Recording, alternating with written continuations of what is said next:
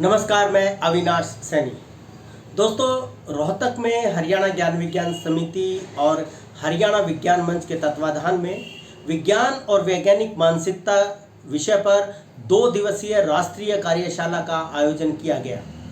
महर्षि दयानंद विश्वविद्यालय रोहतक के स्वराज सदन में आयोजित इस कार्यशाला का समापन महर्षि दयानंद विश्वविद्यालय रोहतक के कुलपति प्रोफेसर राजवीर सिंह ने किया।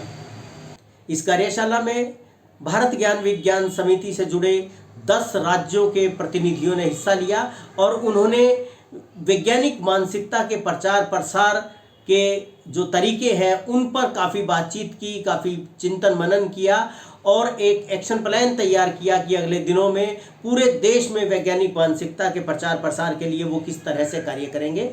आइए देखते हैं कि क्या विमर्श यहाँ पे हुआ और मुख्य अतिथि ने अपने संबोधन में क्या कहा। मैं खुद साइंस ग्रेजुएट हूँ और इस बात की अभी थोड़ी समझता हूँ। कम्युनिकेशन का स्टूडेंट भी रहा हूँ और इस नाते से खास तौर पर कि साइंटिफिक टेम्पर की को लेकर एक कैंपेन चलाया जाए राष्ट्रव्यापी, ये बहुत जरूरी है। वो इसलिए भी जरूरी है कि पहले तो हम ये सोचते थे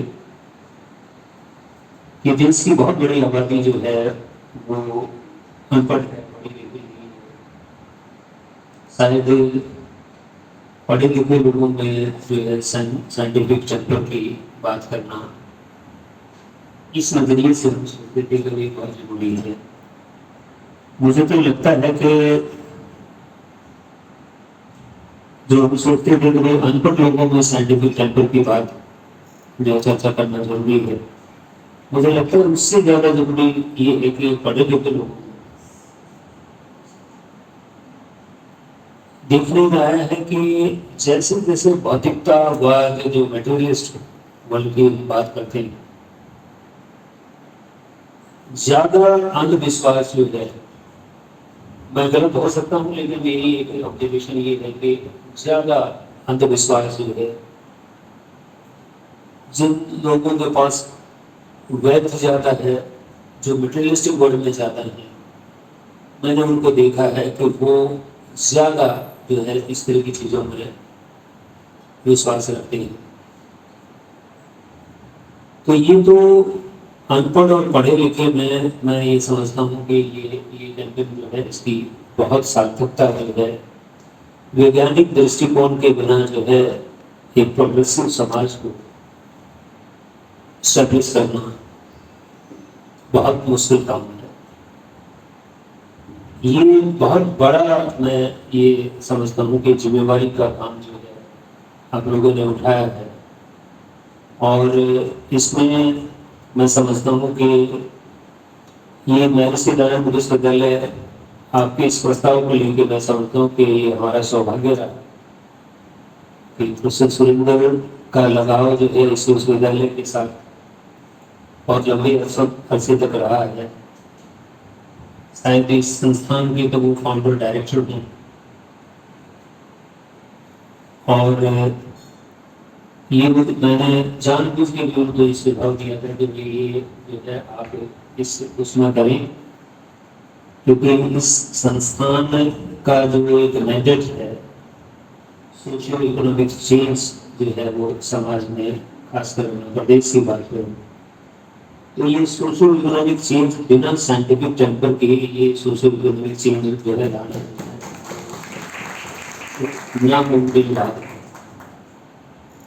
हम कितनी ही पॉलिसी की बात करते रहे हैं जो इकोनॉमिक चेंज के लिए और समाज में बदलाव लाने के लिए, तो ये बहुत ही अत्यंत आवश्यक है कि लोग जो है तर्क पे बात करें, वैज्ञानिक दृष्टिकोण अपनाएं और उस वैज्ञानिक दृष्टिकोण से ही हम जो है जो एक समाज में जो अलग अलग मुद्दों पे जो एक भिन्नता होती है साइंस ही एक ऐसा विषय है जिसपे आप सभी तरह के दृष्टिकोण को एक टेबल पे ला सकते हैं। तो इससे इसकी सार्थकता और इसकी इम्पोर्टेंस जो है विषय की वो साफ जाहिर होती है कि यही तरीका है कि जो हम कई बार जो डाइवर्सिटी की भी बात करते हैं, साइंस में किसी तरह की कोई जो है आप चाहे वो रिलीजन की डाइवर्सिटी की बात करें, एथनिक डाइवर्सिटी की बात करें, लैंग्वेज की डाइवर्सिटी की बात करें, कल्चरल डाइवर्सिटी की बात करें, साइंस एक ऐसा विषय है जिसपे हम सभी जो है एक मत होते हैं और किसी तरह का कोई जो है डिफरेंस जो है वो नजर नहीं आता। भारत ज्ञान विज्ञान समिति की राष्ट्रीय महासचिव आशा मिश्र ने कार्यशाला के उद्देश्यों के बारे में और कार्यशाला के विमर्श के बारे में हमसे बात की। मैं Asha Mishra, general secretary all India people science network. All India people science network ने एक साइंटिफिक टेम्पर को लेके एक राष्ट्रीय स्तर का कैंपेन प्लान किया था। उस कैंपेन में के लिए हमने यहाँ पर रोहतक में हमने तय किया था कि 2 दिन का कार्यशाला करेंगे, जो हिंदी भाषी राज्यों का एक 2 दिन का कार्यशाला यहाँ करेंगे, जिसमें राज्यों के साथियों को बुला के उनको एक रिसोर्स पर्सन बनाएंगे ताकि आगे जाके राज्य स्तर पे कर सके। तो यहाँ पर 11 राज्यों को बुलाया था, लेकिन 10 राज्यों के साथ यहाँ थे। लगभग 62 पार्टिसिपेंट 10 राज्यों से थे। जो राज्य थे वो बिहार, झारखंड, मध्य प्रदेश, हिमाचल, हरियाणा, उत्तर प्रदेश, उत्तराखंड, पंजाब, ये राज्य यहाँ पर उपस्थित थे। इस राज्यों में इनमें हमने 2 दिन की कार्यशाला में हमने एक तरीके से हमने किया कि ये पूरा कैंपेन का थीम्स क्या होगा, हाँ कौन से थीम्स होंगे जिसको लेके हम ये कैंपेन साइंटिफिक टेम्पर का क्या अलग अलग थीम होगा, क्या थ्रस्ट एरियाज होगा, उसको हमने इनका वर्कशॉप में किया। और दूसरी बात है कि हमने किया कि ये अगर कैंपेन के थ्रस्ट एरियाज होंगे तो इसको हम किस तरीके से नीचे ले जाएंगे। तो इसलिए हमने 5-6 चीज़ तय किया, जो पहले से तय किया था, क्योंकि पहले हमने 15 से 17 सितंबर को हैदराबाद में इस कैंपेन का एक मॉड्यूल प्रिपरेशन वर्कशॉप किया था। उस मॉड्यूल प्रिपरेशन फॉलोअप में हमने फिर राष्ट्रीय स्तर का कार्यशाला किया था, तो उसके तहत ये राष्ट्रीय स्तर का कार्यशाला था। तो इसीलिए हमने किया कि ये थ्रस्ट एरियाज है, इस थ्रस्ट एरिया को ले जाने के लिए हमने 5-6 कार्यक्रम तय किए हैं। इस कार्यक्रम के माध्यम से कैंपेन को आगे जाएगा। एक हमने कहा कि पूरा कला जत्था होगा। दूसरा हमने तय किया कि साइंस फेस्टिवल्स हम करेंगे, हम गांव स्तर से लेके राज्य तक हम साइंस फेस्टिवल, विज्ञान उत्सव हम मनाएंगे। तीसरा हमने तय किया कि बड़ा एग्जीबिशन हम तैयार कर रहे हैं साइंटिस्ट के बारे में, एक्सपेरिमेंट्स को लेके, फिर वुमेन साइंटिस्ट को लेके, रिफॉर्मर्स को लेके हमने एक बड़ा एग्जीबिशन तैयार करेंगे जो साइंस फेस्टिवल में नीचे से लेकर ऊपर तक लगाया जाएगा।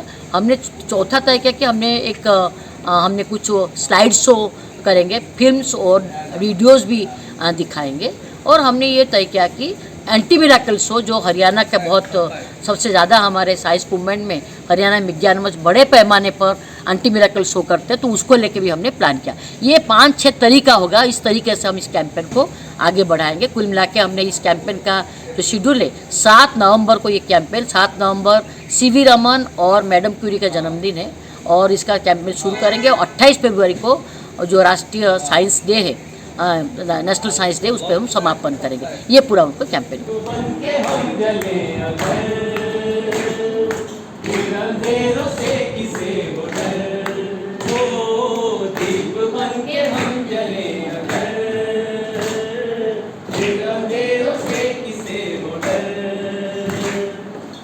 सारे